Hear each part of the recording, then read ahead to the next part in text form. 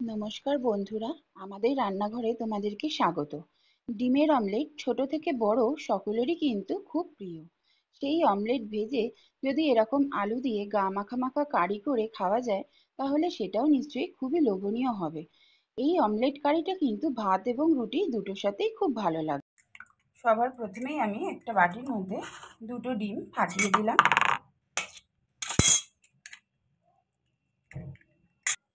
লঙ্কা কুচি দিয়ে দিলাম, কুচনো পেঁয়াজ দিয়ে দিলাম, পরিমাণ মতন লবণ দিয়ে দিলাম। খুব ভালো করে ডিমটা আমি ফেটিয়ে নিচ্ছি বাটির মধ্যে।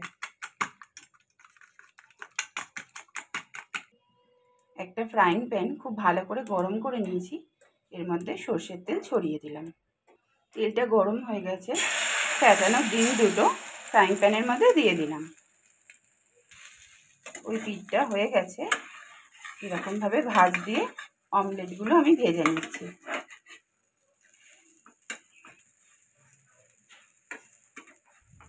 আঁচটা একদম কমিয়ে ভালো করে চেপে চেপে ভেজে নিতে হবে, না হলে কিন্তু ভেতরে কাঁচা থেকে যাবে।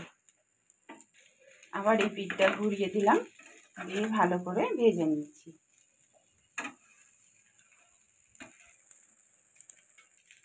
সবকটা অমলেট একই রকমভাবে ভেজে তুলে নিলাম। কড়াইতে সর্ষের তেল গরম করে নিয়েছি, পাতলা পাতলা করে আলু কেটে নিয়েছি। তোমরা তোমাদের পছন্দ মতন করে আলু কাটবে। আমার এইভাবে আলু কাটলে ডিমের অমলেটের কারিটা খেতে খুব ভালো লাগে। আলুগুলো খুব ভালো করে ভেজে নিয়ে তুলে রাখবো।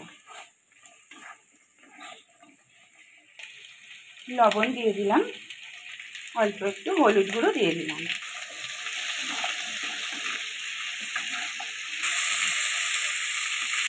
এই সময় আলুগুলো আমি তুলে নিচ্ছি। ওই কড়াইতেই আবার একটু সর্ষের তেল দিয়ে নিলাম, তার মধ্যে অল্প একটু সাদা জিরে আর একটা তেজপাতা ফোড়ন দিয়ে দিলাম। ফোড়নটা একটু ভালো করে নেড়ে নেব 2 মিনিট মতন। ফোড়নটা ভালো করে নাড়া হয়ে গেছে, দুটো মিডিয়াম সাইজের পেঁয়াজ বাটা দিয়ে দিলাম। পেঁয়াজ বাটা দিয়ে রান্না করলে কিন্তু রান্নার স্বাদটা একটু আলাদাই হয়। পেঁয়াজ বাটাটা 5 মিনিট মতন নাড়াচাড়া হয়ে গেছে, কাঁচা গন্ধটা চলে গেছে। এই সময় আমি আদা রসুনের পেস্ট দিয়ে দিলাম। ভালো করে নাড়িয়ে চাড়িয়ে মিশিয়ে নেব। আরও 4-5 মিনিট আমি ভালো করে নেড়ে নিয়েছি। পেঁয়াজ আদা রসুনের কাঁচা গন্ধটা এতক্ষণে চলে গেছে। এক এক করে গুঁড়ো মশলাগুলো দিয়ে দিচ্ছি। সবার প্রথমে হলুদ গুঁড়ো দিয়ে দিলাম 1/2 চামচ, ঝালের জন্য লঙ্কার গুঁড়ো দিয়ে দিলাম 1 চামচ, জিরের গুঁড়ো 1/2 চামচ দিলাম, ধনের গুঁড়ো 1 চামচ দিয়ে দিলাম, অল্প একটু কাশ্মীরি লঙ্কার গুঁড়ো দিয়ে দিলাম। সব উপকরণ মশলার সাথে খুব ভালো করে নেড়ে চেড়ে নিচ্ছি। অল্প অল্প করে মশলা ধোয়া জল দিয়ে দিয়ে মশলাটা কষিয়ে নিতে হবে, না হলে কিন্তু নিচে মশলাটা পুড়ে যাবে। মশলাটা খুব ভালো করে কষানো হয়ে গেছে, দেখো কত সুন্দর তেল ছেড়ে দিয়েছে। এই সময় আমি স্বাদ মতন লবণ দিয়ে দিলাম। 2 চামচ আমি টমেটো কেচাপ দিয়ে দিচ্ছি। এই রান্নাটায় টমেটোর থেকে কেচাপটা দিলে কিন্তু টেস্টটা খুব দুর্দান্ত হয়। তোমরা চাইলে টমেটো দিয়েও করতে পারো, কিন্তু আমার কেচাপ দিয়েই এই রান্নাটা খেতে খুব ভালো লাগে। আবার 2-3 মিনিট মতন আমি কষিয়ে নেব। 2-3 মিনিট কষা হয়ে গেছে, এবার ভেজে রাখা আলুগুলো আমি দিয়ে দিলাম।